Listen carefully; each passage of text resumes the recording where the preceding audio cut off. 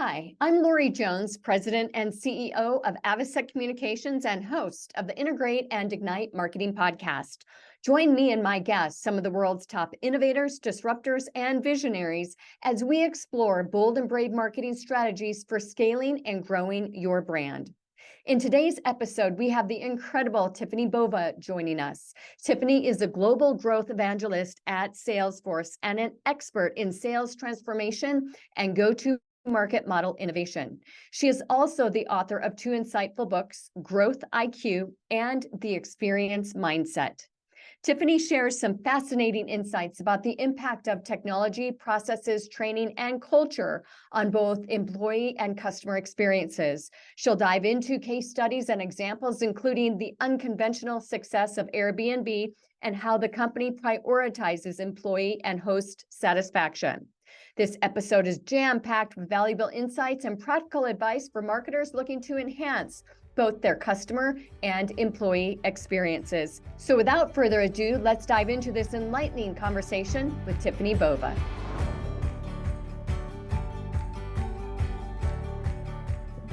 Welcome to the Integrate and Ignite podcast. I'm so excited to have Tiffani Bova back for a second time.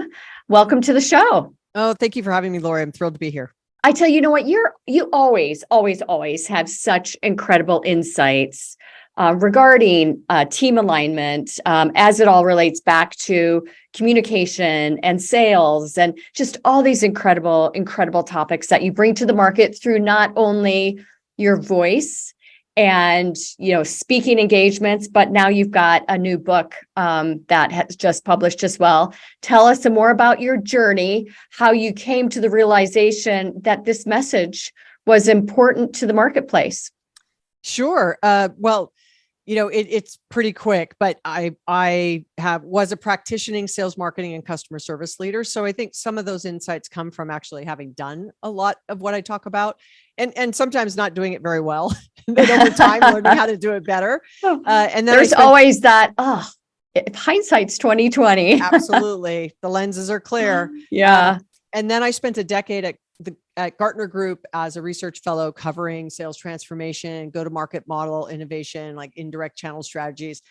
That gave me sort of 4,000 touch points with customers around the globe of all size organizations, which also gave me a different perspective, but definitely a front row seat in being able to understand what businesses were grappling with. And now I've been 7.5 years, as you mentioned, at Salesforce, and they were kind enough to ask me to come to Salesforce, continue doing what I had been doing, but do it for us and our clients.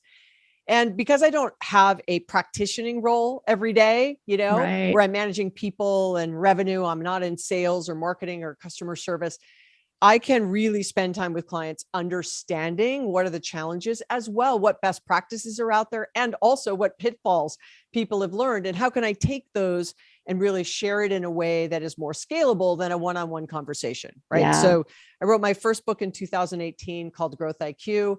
It was 10 paths to growth. And I thought, you know what? I nailed it. Like I could defend. You sure did. Well, I thought I did, right? And I could defend the fact that, look, through all those conversations and actually doing the job, I feel like I had captured a lot of the growth paths, which, by the way, were really nothing new. What I did was I modernized them using social, mobile, cloud, big data, AI, all the things we now have at our fingertips that we didn't have when a lot of these go-to-market strategies were invented, sort of in the some in the late 1800s, but usually in the 1950s and 60s and 70s.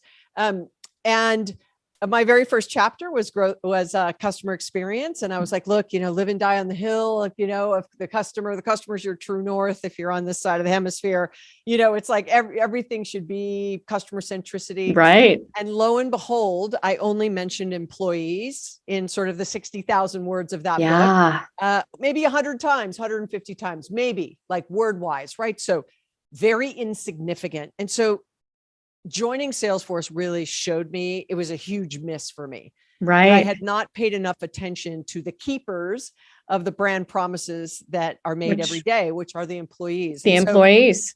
Sent me down this 2-year journey. And lo and behold, my second book, The Experience Mindset, came out in June. And which is really the 11th path. Yeah. And to me, it makes so much sense. I mean, we're going to talk really about the importance of customer experience versus employee experience. And, it's so interesting at a very rudimentary level, when we're developing a communications plan or a brand new brand for a company, and we're typically in charge of launch as well. We've of course included employees, along the journey and, keep them excited and so on and so forth. But the last thing we do is align them. We make sure that they understand, the communication protocol, the ins and outs of the brand, and how it differentiates itself from the competition, and all these components that relate back to brand. But then we just kind of leave it at that and hope that they retain what we've talked to them about. And it's really that misalignment, that that opportunity to really, make that far, far, far more important that we're going to talk about today.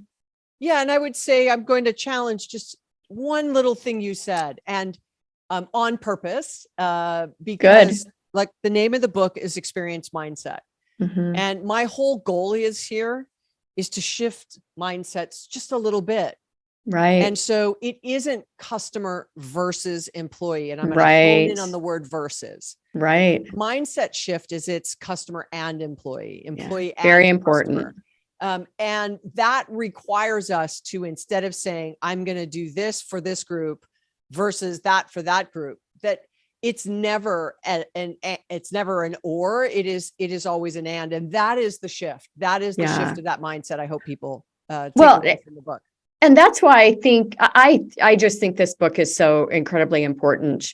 And I love the and, like we should never be saying versus or but too, like take but out of your conversation, out of your language.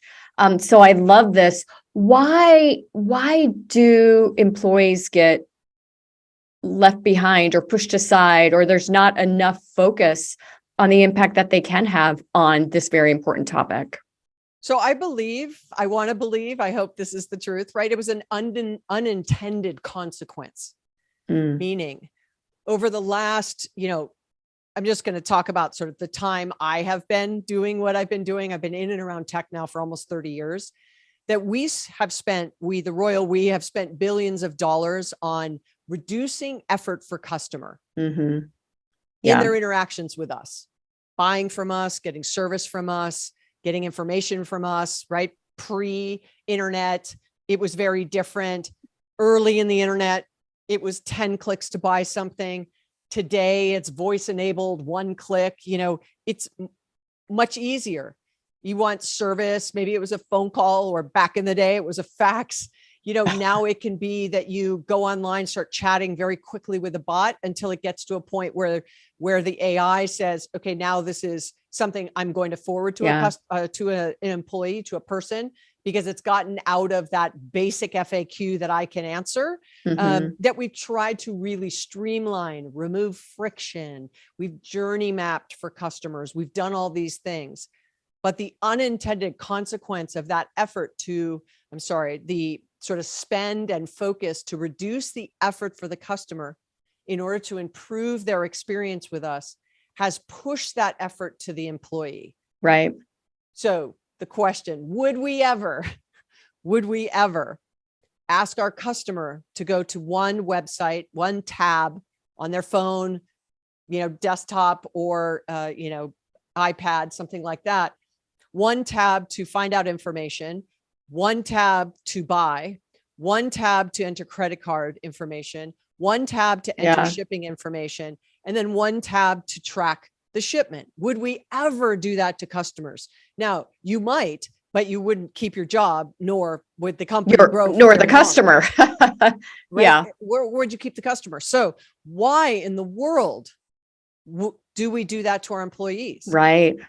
Right? That we require our employees to hop between multiple applications. Now, look, it's not lost on me. I work at Salesforce. Like, I understand, but there are reasons why the things we say as a company is really about this, right? It's the single source of truth, breaking down the silos, having consistent and clean data.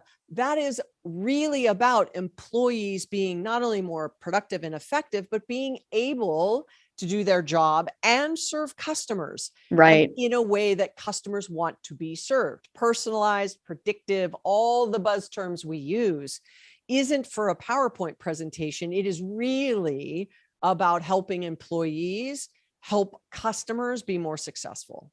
And what that all relates to is the magnification of growth. And one of the research studies that you conducted, it showed that this focus on the employee can increase revenue and profits by more than 50%. That's a big number. So break it down for us. So our audience, as you know, is very, very broad. We've got early stage CEOs who might have 5 people working for them. We've got later stage companies who are starting to really, develop departments within the organization, and they might have 50. And then we've got these later stage companies that might be at 500. Most of them marketers, innovators, disruptors, people who really want to be able to make an impact. They talk about culture. They talk about the importance of that, but they're really not talking about employee experience. Right. So what we found, so there was 3 research projects. The first one we did was really a result of a comment I made on stage. I said, I didn't think it was a coincidence. Salesforce is a great place to work, according to, external lists. One of the most innovative companies in the world and the fastest growing enterprise software company. I didn't think it was a coincidence. Happy employee, happy customer, get that right, greater growth rate. Right. I'm also, by a long mile, not the first person to ever say it. That's for sure. But could we prove it? Could we prove the connection? Now, in full transparency, I'm not a people expert or a culture expert. It's really not my lane. I really talk about growth, sales, marketing, customer success, at the moment that matters when a customer touches a company in some way, either online, offline, with a product or with a human, right? Right. So while important, comp, equity, inclusion, all super important, not really the focus of my book. There's lots of research and books out there about it. This is not that. Which makes me so much more excited about this topic as well, right? I mean, it's that important to affect top line revenue that you had that epiphany, 2 years ago on stage that was like, I've got to bring this to market. Well, so I said, let's go prove it. So we did the first one for US. It was in the US. We did it with Forbes Insight. It was publicly traded companies because we could get our hands on publicly available information. That's just got off the phone with them, by the way. Yeah, great That's org. Hysterical. Oh yeah. Great org, doing some great work. And then we interviewed about 300 or so C-suite executives to really kind of round out what we found from the research. And what we found from the research was companies that were doing very well on employee experience through employee scores that we could get our hands on, right? Glassdoor ratings or ENPS scores or attrition rates or whatever it might be, and customer experience. So we could get it from Net Promoter Score, those kinds of things, customer acquisition costs, churn rates, et cetera. We saw that brands that did both and did both well had a 1.8 times faster growth rate than those that did not. So for a $1 billion brand, it was a $40 million impact. Now I realize 95, 96, 97% of companies are nowhere near that size, but you can do the math if you're a $1, $3, $5, $10 million company or $100 million company, improving the growth rate. Now the CAGR at that, or the compounded annual growth rate on that, was in the low 8% range. Those that didn't get it right were in the 4% range. So it's not like you're negatively growing or you're not growing. You're just not growing as fast. And that is ultimately when companies can catapult the competition as well. So that fast growth rate is very important, especially in tech.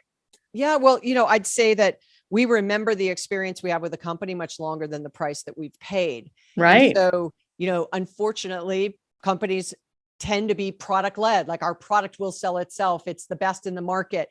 But if the experience is bad, it doesn't matter, right? If you went to a really amazing restaurant with incredible food and the service was terrible, would you go back? Right. And most people would say no. So in our consumer lives, we make that decision unconsciously every day about that experience, and we relate it to the company. And so we do the same thing in our business lives. But that triggered us to do a second study. And that second study was with the Edelman Group. It was global. And that's where we really honed in on what are the elements and attributes of a good employee experience that have the greatest impact on customer experience. What was it? Trust, C-suite accountability, recognition, seamless tech. And so seamless tech, as an example, was the greatest disconnect between the C-suite and employees. Really? Was the greatest. So why is that? So I think I have a theory, but 52% of the C-suite believe that the technology they provide is working effectively and efficiently. That means 48% don't believe it is, which shocking in and of itself. And I would say because they just don't know, or because they're not being told, which is they don't know. But why is that? So hold that thought. So if 52% of the C-suite believe that, 32% of employees believe that the technology they're provided works efficiently and effectively. So already we have a Big 20-point gap. Yeah. Okay? Already a 20-point gap. But wait for it. Customer facing employees, only 20% of customer facing employees believe that the technology they're provided allows them to collaborate easily, makes them more productive, more efficient, and more effective. Which is a great case for, companies like Salesforce, quite frankly. Right. Yeah. That wasn't the point of it. And it wasn't, but still. It tells the story, right? And so I would say, why is that? I have a theory. The C-suite and a customer-facing employee.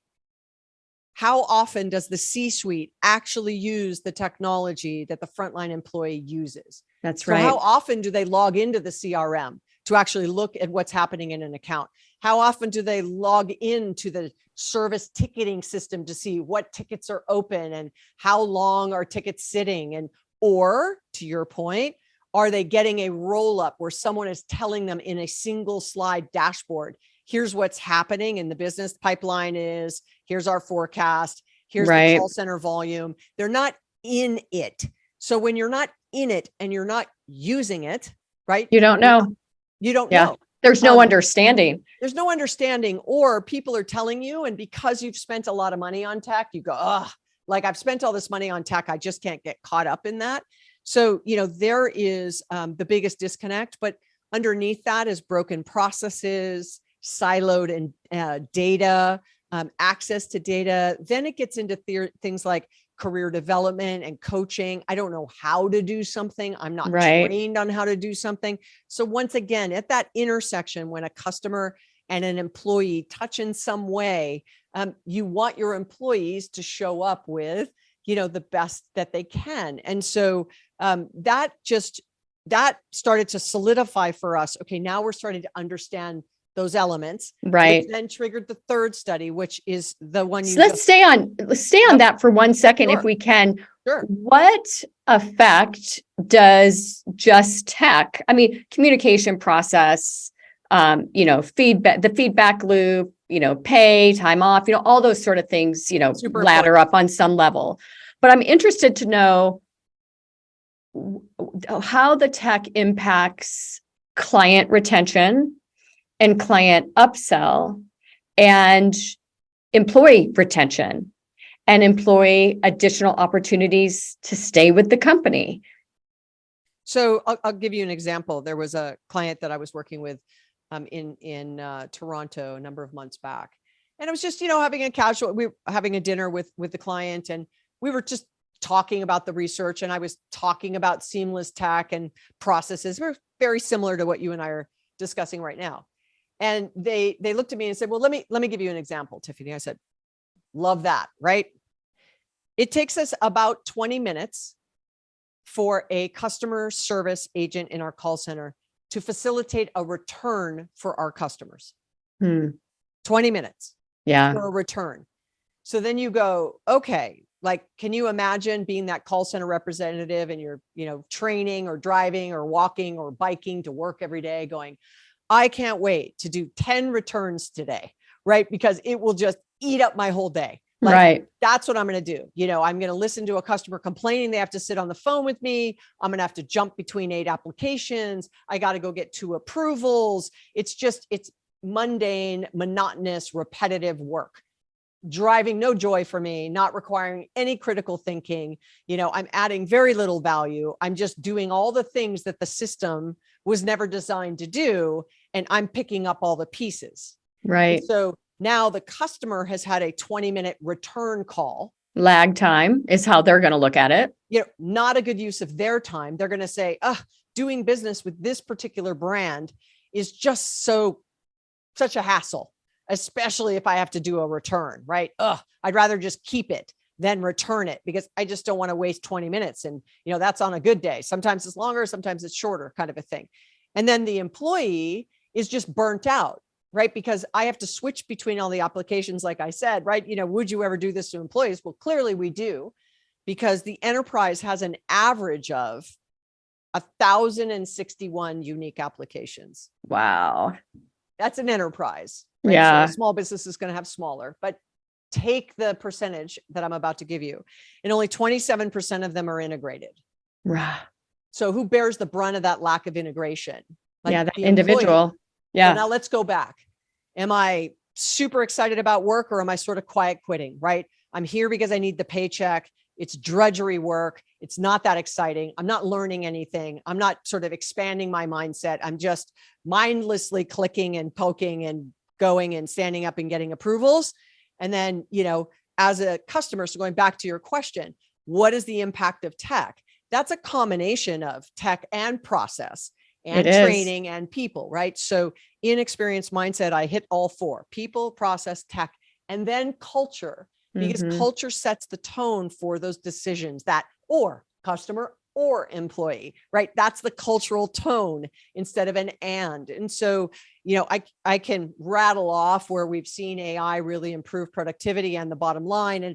But at its highest level, I think we have to just nail the basics, that if you're listening to this and you agree with it, if you agree with the assumption, there's room for improvement in these things to give time back and make employees more efficient and effective, to hit on the promises you have for customers, then start there, right? And so I think that we can lean into the third study that shows that up to 50% number you rattled off. I know we're going to talk about that third study really quick. Do you have a good understanding of the number of entities out there that are under budgeted when it comes to tech? No, I don't have it. Yeah. I might have had it when I was back in my Gartner days. I don't have it anymore. Yeah. It's an interesting. If so many individuals are impacted by the lack of sophistication, surrounding their tech stack, then you've got to believe that it's across the board pretty well underfunded. Well, we found in research during the pandemic, I think it was sort of like month 8 or 9 of lockdown in the US, I think it was in a obscene amount. It was a little north of 50%. Wow. Small businesses got online for the very first time during the pandemic. Yeah. And so weren't even online. Yeah. Well, think about Zoom. We had been on Zoom for years because of this podcast, taping it. But most companies didn't even have an external communication tool, such as video conferencing, that would allow everyone to work remotely. There's a great example, but like if you just think a restaurant and didn't have a website because they have a storefront, right? So they didn't have a website that had their menu on it or their hours on it, or you could order and pick up, or they weren't even connected to an Uber Eats or Grubhub or whatever, no delivery. They just figured, I'd always be open and my regulars would come. And then all of a sudden, boom, overnight, nothing. And so they had to very quickly, stand it up, put up their menu, put up their hours, do a relationship with a Grubhub or a Uber Eats, for delivery. But then lo and behold, they had no customer information. So I ate there every Thursday with my family. I always had the waiters, waitresses, everyone waited to see her through the window. Yeah. But now no one knew how to send me a note and say, hey, it's Thursday. I know you've booked every Thursday for the last 4 months. We'd love for you to order your dinner for your family on Thursday. They had none of that. Right. So to your point, that lack of investment is, I don't need it. It won't help me. It'll overcomplicate my business, or I'm not that sophisticated, or it's not that complex. And while all true statements, when you get in the smaller size organization, those kinds of decisions can be extremely impactful, positive or negative for you, right? Too much, too complicated, too expensive, too light, not enough, haven't spent enough. it is a fine balance that I can't say this is the percent of your revenue you should spend Right. on tech, because it depends what industry, what size, what It region. really does. It's just Yeah, way too but asterisks, right? Too many things, variables go into that. But I'd say if at a minimum, right, you cannot run in total analog. And even when I talk to companies like, let's just say like a mining company, and you start talking about something like employee experience and customer experience, who's the customer? Yeah. A mining company. Let's say they're mining for gold. Who's the customer in that? It's not a buyer at, Zales Jewelry or, whomever. It isn't, right? Because that's not who they're dealing with. They're dealing with gold brokers, right? Right. And then who's the employee? Is it the person working in the mine, In the mining for mine. gold every day? Yeah. And now I'm talking about psychological safety and trust. And they're like, okay, well, hold on a second, right? Like, how does that apply to a miner? And I'd be like, well, and I don't mean a young person, I mean a person in a mine. Right. It could be, well, do they feel that I don't feel safe in the job in the mine? And I raise my hand and I say, I don't think this equipment is safe for us. That would be a form of psychological safety, but they're not walking around with all this technology. They might have, and I say, well, but they do, right? They're looking for the gold. They're using technology to find it, right? They're not just digging aimlessly. So sometimes that's a little harder when industries are so maybe physical labor oriented, Right. but it's hard to be completely analog today. And then there are many that are completely digital that only have a handful of employees, yet they're billion-dollar brands. You also couldn't do that without having technology. I love your example. Interestingly, we had an IT infrastructure company, their main, as a client, and their main target market is mining. Wow. So, yeah, it's like the discussions are happening, 20 years later than they should have been. But nonetheless, we regress. Let's go ahead and talk about really what led to that third study. So the third study was really a way for us to be able to, in a defensible way from academia, prove causation or direct correlation. We stayed in the Salesforce research, we stayed away from those words for lots of reasons. But in that study, what was done was they took a US-based retailer that had more than 1,000 retail storefronts in the US. There's a handful of brands that have that. I don't know who it is, but there's only a handful of it that it could be, right? It has 1,000 retail stores, right? And then what they did was they wanted to look at employee aspects and elements, things like part-time, full-time, tenure of employees, training, onboarding, tools, systems, processes, right? The things that they could look at from an employee standpoint. And they started to find signals, if you will. When a store has more part-time employees, we see the sales are lower.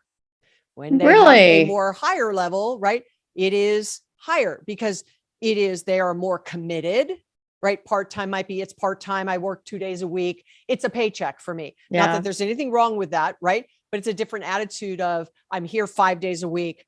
I know everybody I work with. I've been working here for years. I'm moving up in the organization. I'm more committed, those kinds of things. And so they started to see the differences between it and did a regression analysis to uncover what aspects of the tenure and tools and systems and training would actually deliver better results. And so when they found high performing teams, right, and high performing stores, they removed things that might be like it's holiday season or back to school, right, which would spike sales, in an event versus having a steady state kind of business. And then they found that those that were performing higher on the elements of employee, some of which I just mentioned, they saw up to a 50% improvement in revenue per hour, per head, per store employee. Wow. So it was $47 an hour and got to sort of $80 an hour, right? And so this was not invest in more tech. This was not, rearrange the store and remodel the store. This was just making sure that the employees had what they needed and that there was a right mix of who was leading, who was working, how do we move some of those things. And so a very specific study could show us that connection between the employee and revenue. Was this study conducted pre-COVID or post-COVID? It was pre. Yeah, Yeah. it'd be so interesting to see how this Great Recession and this post-COVID mindset regarding, employee retention, the lack of employees has affected some of those findings. You mean the Great Resignation? Great Resignation, Yeah, yes. Yeah. So I would say that and in the book, I do this as well. I don't like the term, the Great Resignation, because it's like people are just resigning to, and I called it the Great Reflection because I think people I think that's great. What is it I'm doing? Why am I doing it? Where am I doing it? Who am I doing it for?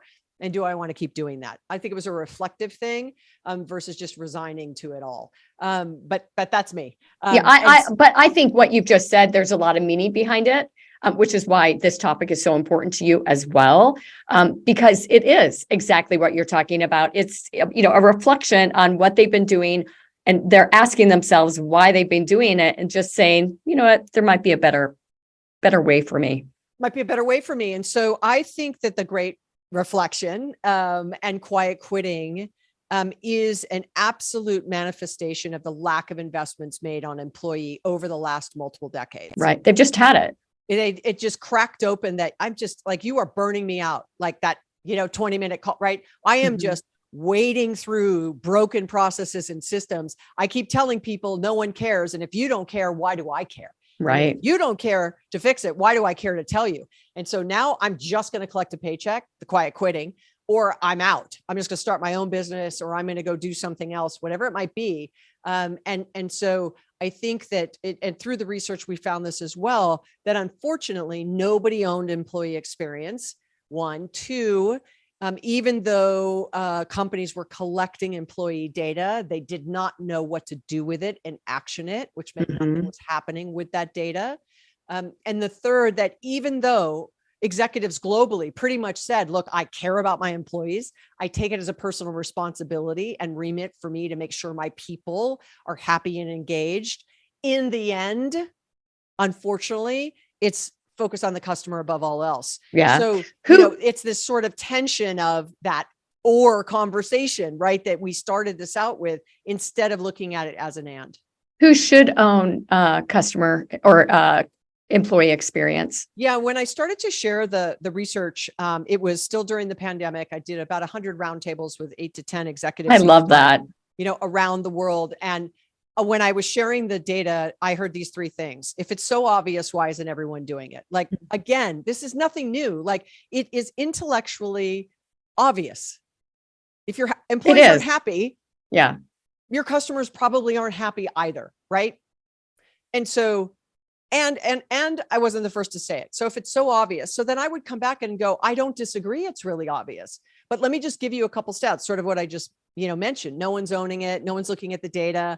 I gave some of the stats around tech disconnects between employees and, career advancement and some of the big nuggets from it. And you could see them sit back and go like, while obvious, I wonder if we're not doing it either. The second I heard was, who owns it? And so I would say this, that is a very expert fixed mindset question, because who owns it means what you want to do is stand up a new group, division, put a head on it, have metrics on it, and create another new siloed group, which is exactly why I called it experience mindset. It isn't about a new role. It isn't about a new group. It is literally about everybody saying, when we do something for the customer as a company, what are the unintended or intended consequences to our employees? If I can get you right to pause when you do something for customer and ask the employee question, then I have been successful, because the answer to that question may just pivot or shift what you do for customer ever so slightly. But that slight move has such great impact and effect on your employees. It's worth it. It really does. And, as you're, explaining all this, I'm sure many of our listeners are having, blankety blank moments, thinking to themselves, we can be doing something much, much better here. Do you have any case studies of companies that have really tried to shift the mindset and are achieving, record breakthroughs in revenue or retention, whatever it might be, the impact that you hope to achieve? Yeah. So as with Growth IQ, what I did in the first book was I had 30 case studies, literally 10 growth paths. Each growth path had 2 positive use cases of that growth path and 1 cautionary tale.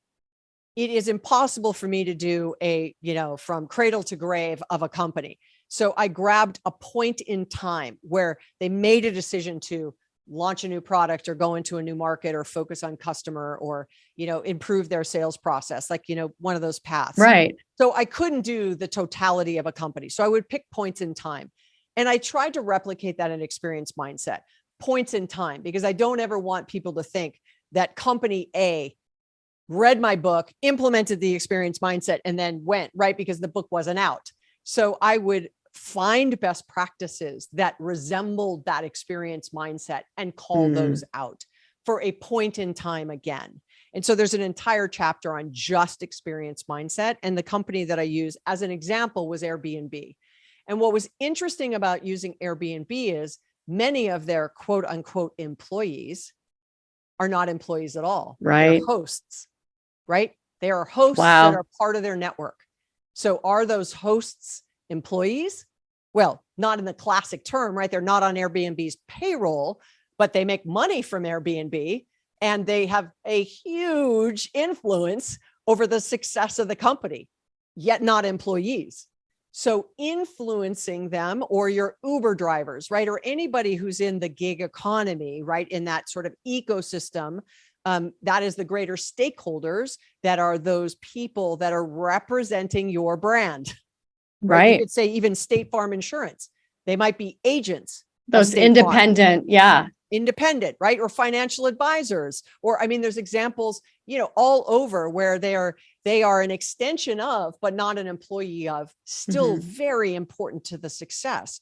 But what Airbnb did was they had something in place that was called their control center, which I sort of renamed in the book an employee advisory board. And that EAB would be, they stood it up. And by the way, they didn't call the HR department HR. They actually called it employee experience. And the head of HR was actually the head of employee experience.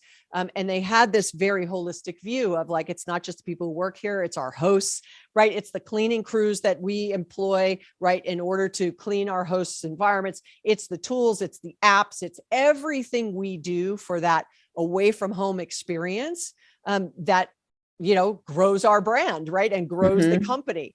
That whole story was the culmination of really creating that kind of flywheel of super happy employees, super happy hosts. You get very happy customers. When they went public, they got people around the world who were hosts to ring their doorbell at the time that they were ringing the bell on the New York Stock Exchange. That is so cool. What a great story, right? Yeah. And so, the way to do that because is they included them. They include them. They include them in decisions about the applications they develop, what was happening. And just recently, right, the CEO of Airbnb again was like, look, we lost our way a little bit. We went back to our hosts and we heard you. We heard actual people who were clients who were staying, what they didn't like, what they liked, what hosts liked and didn't like. And he put out in public sort of the 10-point plan of what they were going to do to fix it. Full transparency, asking, answering. It's a great continuation. I didn't include that in the book because it had just happened, obviously. Yeah, but that's a continuation of having that mindset always, even if you get off track. Yeah, well, and that is it. I mean, that's that continuity piece that's important. Did you find, you mentioned those points in time. Did you find that a particular point in time was more difficult to, maintain that employee experience and engagement, such as a product launch or, product development leading up to a product launch, and that, employees were less satisfied given particular points in time? So this is a Gartner stat, and I'm doing it from memory, so hopefully I don't do it as a service. But back in 2000, I think it was like 18, there was like an average of like 6 enterprise change requirements coming at employees. And the willingness to do that was in like the 70% range. Right. In 2022, there was 22 Wow. enterprise change efforts underway. And the employee willingness had plummeted to in the 30% range. Yeah. So employees are burnt, right? They're just burnt. They're burnt on a lot of change. You know, they're burnt on a lot of things coming at them and greater expectations and, you know, sort of this over pivot to customer. And I'm sort of left behind. Like, you know, we can have 2-hour delivery, right? Check the box. Is customer expectation being met? Check. Is my experience good? Because I ordered it, showed up in 2 hours, check. But yet the driver who delivers that is sitting in 105-degree temperature with no air conditioning in the delivery van. Right. Not a great employee experience, right? Yeah. And hence why, right, you see in many of these very customer-centric organizations having problems right now with their employees.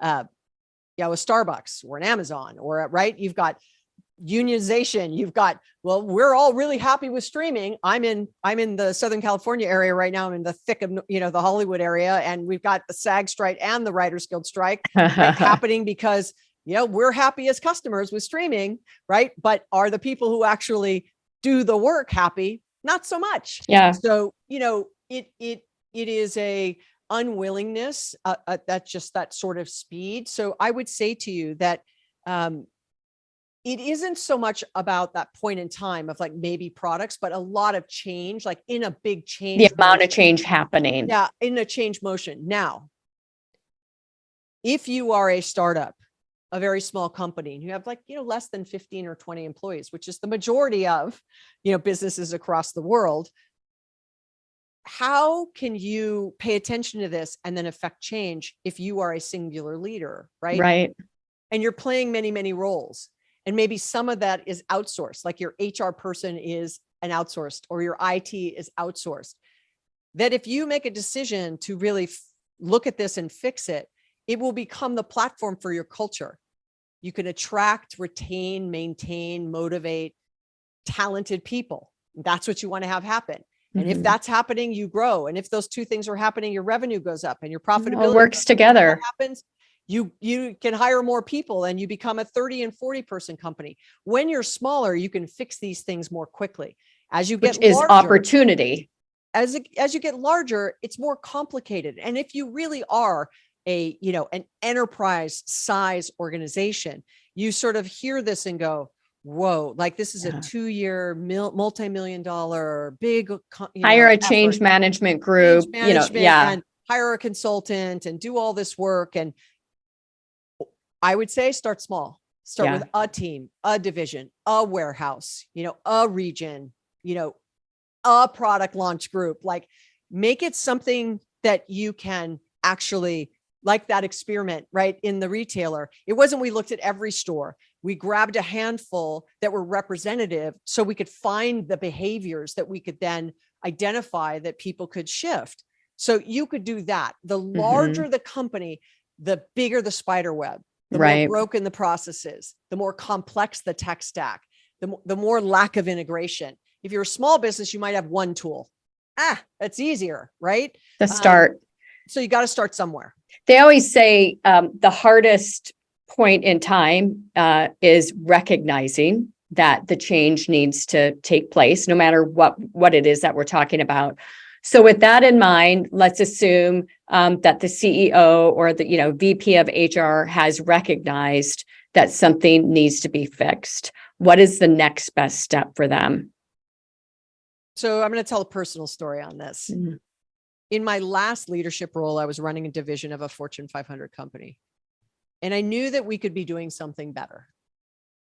So I was sitting in front of the executive team, and this was back in 2005. So it's a little bit ago. But forever changed my career, actually. This situation changed my career. I was emotionally fighting this fight.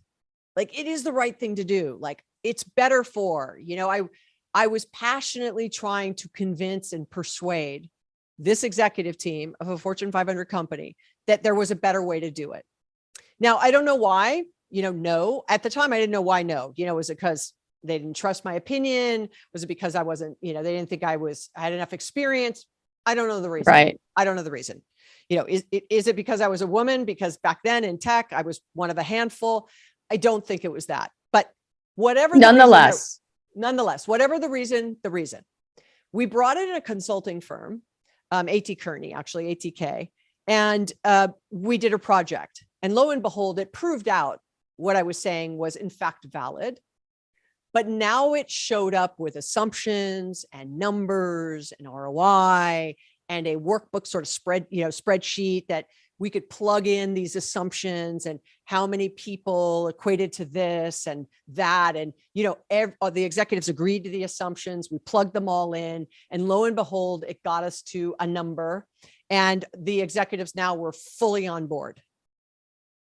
So the lesson for me was I was not going to win fighting it emotionally. I had to back it up into the minds of those executives and really show up with some kind of framework, which would allow them to not only understand, but agree to assumptions and definitions of things. Like, what is your definition of employee experience? What is your good? What is your definition of good customer experience?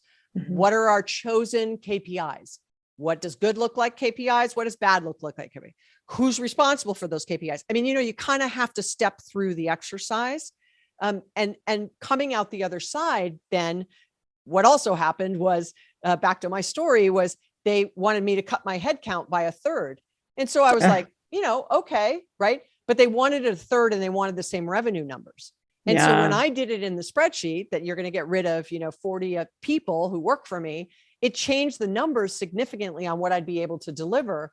And they'd say, no, you still have to deliver that. And so then I'd go, well, hold on. So then all the assumptions we've agreed to and been working under for the last 6 months are no longer true. Right. And they were like, well, yeah, you still have to deliver that. So I said, okay. So day 2 of a quarter for a publicly traded company, I walked into the executive meeting, right, to do my, quarter review. And I said, I stood up, it was my turn. And I said, I'm here to let you all know we are going to miss our number this quarter. Right. They're like, well, it's day 2 of the quarter. And I go, it doesn't matter if it's day 1, 2. Good for you. I'm like, it ain't happening. It's not happening because, and I put it up and we agreed to these assumptions. When I plug this in, here's the numbers. And now you're telling me that you want those numbers. So I don't know how we can get 130% capacity out of people when, sort of 85 is best in class. We don't even get 100, right? And you want sort of 130. Anyway. 55% more out of individuals. There's no way. So long story short, that was the last time, that it just wasn't a fit. Right. And I actually, that was the last time I ever managed people. I haven't been a people manager since then. And so it's been, almost 17 years. And because I was just burnt, right. I was just burnt, and I felt like, I needed to change what I was doing. But ultimately that lesson has stood the test of time for me. So my advice would be, how are you defining it in the company? ENCX. Right. What KPIs are being tracked today across both of those? Which ones of those KPIs are actually tied to compensation for anybody, especially the executives? Start there and understand what you're already tracking. Then I'd go to, what surveys have you done for customers? And what have you done for employees? How frequently? Do you have a customer advisory board? Probably. Have you journey mapped your customers? Journey in buying or service or whatever? Probably. Have you done the same for employees? Probably not. So you'll start to uncover where there's easy gaps, things that you can start with.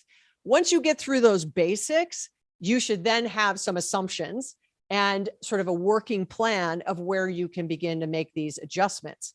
And consistently, in a transparent and vulnerable way, you have to revisit it often and frequent and make sure that you don't get off track, right? Because you start to get comfortable and complacent when you've got it all checked off, right? And everyone's like, great, that's done. Let's move on. Employee experience and customer experience is never done. And you never want to move on. I love that. Yeah, and I'm going to go out on a limb here just for a second, and mention something that I think has a lot of relevancy right now. We as marketers know that the average person needs to interact with a brand 26 times to make a buying decision. And retaining that customer is not as many interactions, but it's certainly at least half with good, feedback, ongoing education, whatever it might be. We don't equate any of that sort of stuff when it comes to employee retention. What is it? And put a number to it. Make it 26 times, but put a number to it. What is it that you are doing to keep your employees, to keep them happy, to get them talking about your brand to other people when you've got, a big hiring need, all those sort of things really help retain. It creates a better customer experience, as you've talked about, and it highlights the importance of the people that do the job day in and day out. Absolutely. If you do net promoter score, you could always do employee net promoter score, right? Which is a way for you to understand that specific topic that your, question or category that you just described. But what I would say there is it misses it could give you a false positive. Yeah, I'd recommend it, right? But how about you ask one question at the end of every ticket that's closed in your call center for a service request, and you ask them, how hard was it on a scale of 1 to 5 for you to close that ticket? Right. And then all of a sudden you see 2s pretty across the board. Right. And so, if it's hard, why is it hard? So now you have a starting point. So now, can I work to make it easier to close that ticket? Is it integrating tools? Is it access to data? Is it giving them the authority to approve certain dollar amounts on returns? Like, what is it to make it easier?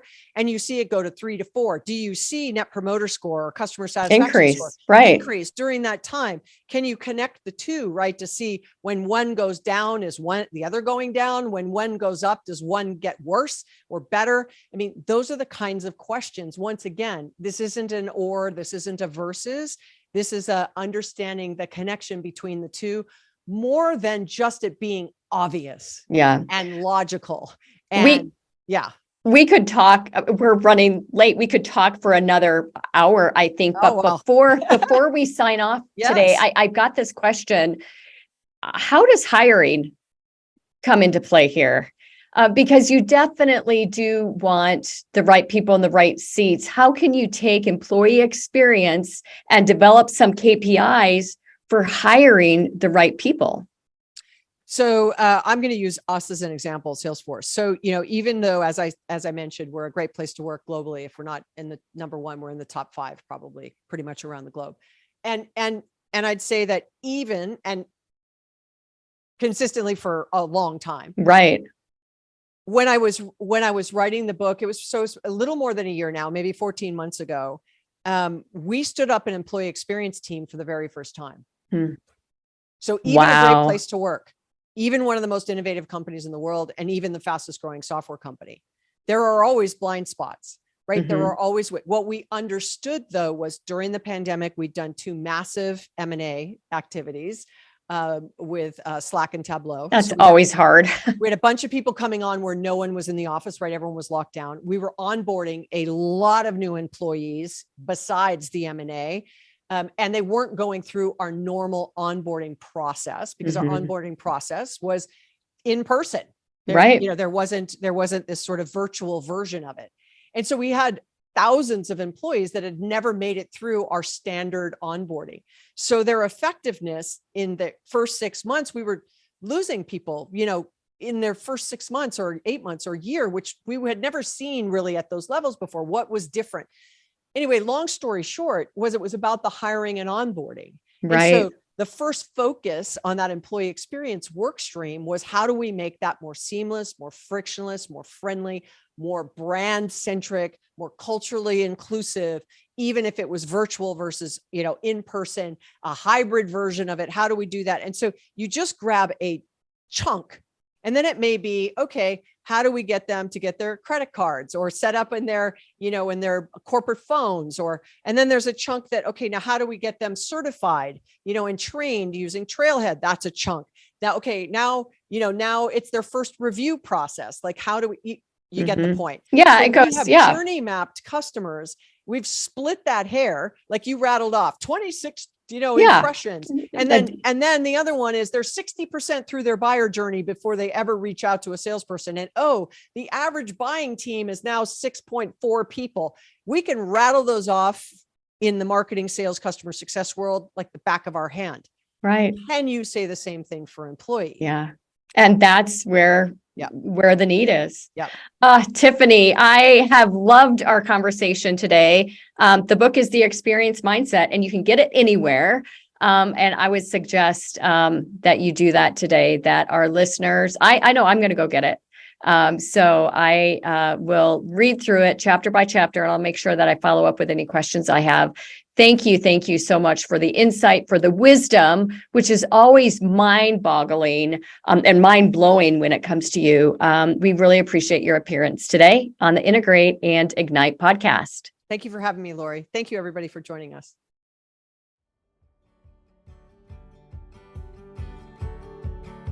This episode is complete. Head over to avocetcommunications.com for more ways to scale and grow your business. And be sure to tune in regularly for insights and motivation with host Lori Jones and her guests on the Integrate and Ignite Marketing Podcast.